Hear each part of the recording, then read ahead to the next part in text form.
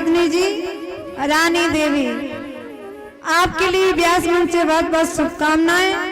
आप सदा खुश रहें, आपके परिवार में सुख समृद्धि बनी रहे। बोले वृंदावन में हरिलाल की।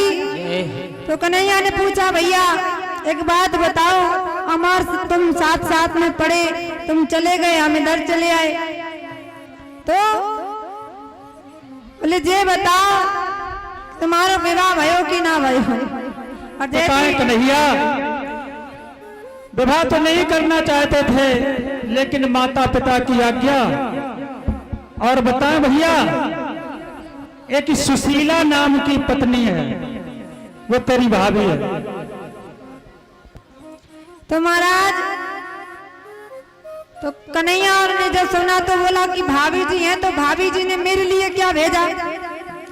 अब सुदामा जी तो सोच रहे हैं कि कन्हैया तो बड़ा दयालु है, लेकिन इसकी पत्नियां जो है ना बड़े बड़े घर की राजकुमारियां हैं, और मैं एक फटे से कपड़े में चावल लेके आया, उनके सामने दूंगा तो क्या सोचेंगी?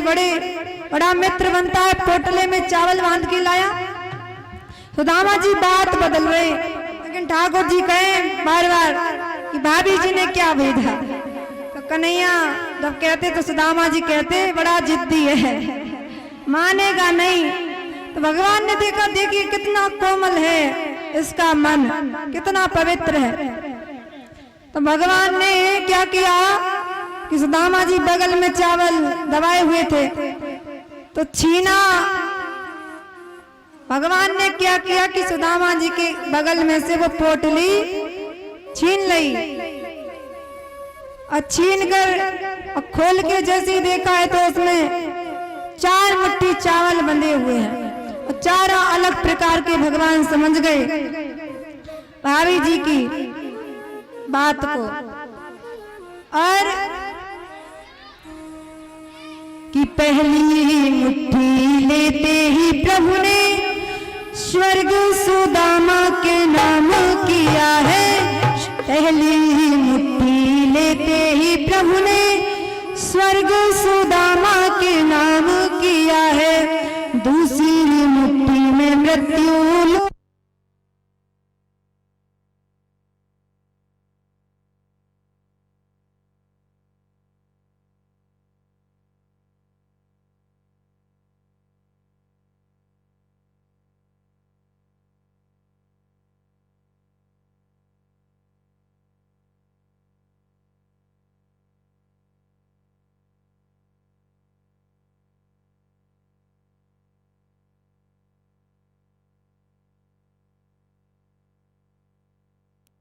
श्री राधे।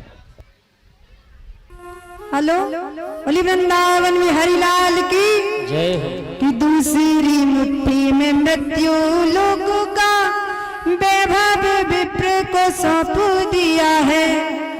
और तीसरी मुट्ठी में देने लगे तो बैकुंठ तो लक्ष्मी ने रोक लिया है।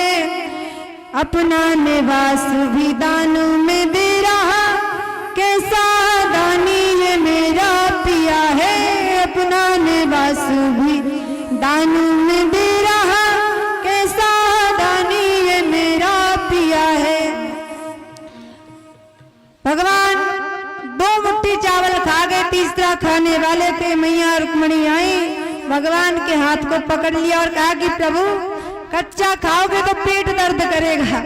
तो और इशारे में तो बहुत कुछ बोल गई, बोले सब कुछ इन्हें दे दोगे तो तुम तो ये तो हो जाएंगे द्वारका नाथ, त्रिलोकी नाथ, और आप हो जाओगे सुदामा भिखारी जी। बोले देवी, जो अपना सब कुछ देने के लिए मुझे तैयार हो गया, तो मेरा भी तो कर्तव्य बनता है कि मैं भी उसे अपना सब कुछ दे दूं। और सुदामा जी को तो पता ही नहीं है कि भगवान ने क्या दिया। दान तो वही उत्तम होता है जो एक हाथ से दिया जाए, दूसरे को पता ना चले। दान तो वही सर्वोत्तम होता है। और सुदामा जी ने विश्राम किया रात्रि में। समय होते ही सुदामा जी बोले कि लाला मैं घर जाना चाहूं। तो ठाकुर जी बोले थोड़ा और रुक लेते। बोले यदि फिर टाइम मिला तो फिर आऊंगा दोबारा। और रात्रि में भाभी जी ने जो संदेशा भेजा था कि एक मास दो पाख में दो एकादशी होए, पर मेरे घर गोपाल जी नित्य एकादशी होए। तो भगवान ने क्या किया कि भाभी एक मास दो पाख में दो एकादशी होए, पर भाभी तेरे भवन में नित्य द्वादशी होए। ऐसा आशीर्वाद दिया भगवान। रात में गए और सुदामापुरी का निर्माण कर दिया। इधर सुदामा जी जा रहे तो कहते हैं अब भगवान की 16,108 पत्नियां एक एक करके प्रणाम करने आए। 500 बार हाथ ऐसे करके आशीर्वाद दे गए। कितना भी बलशाली व्यक्ति क्यों ना हो, वो 500 बार ऐसे बार बार करे, हाथ उठाए बार बार नीचे करे, नहीं कर सकता, कितना भी बलशाली क्यों ना हो। तो सुदामा जी बोले भैया एक बात है,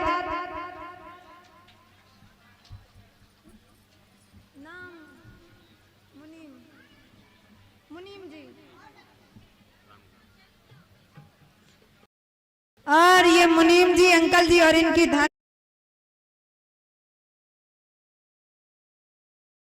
पत्नी, आपके लिए भी व्यास मंच से बहुत बहुत शुभकामनाएं।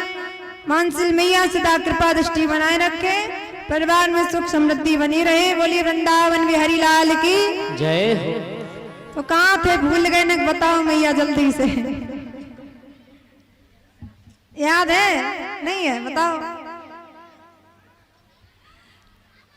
तो महाराज आशीर्वाद दे रहे थे, हाँ यही थे, आप लोग तो बताते ही नहीं हो।